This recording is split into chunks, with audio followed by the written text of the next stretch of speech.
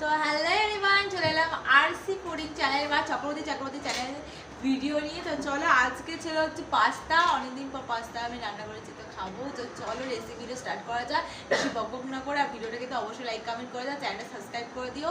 And R next কী নিয়ে challenging video করবো, কীরকম ভিডিও করবো অবশ্যই কমেন্টে কিন্তু জানিয়ে দিও। তো চলো স্টার্ট করা যাক আজকের ভিডিও।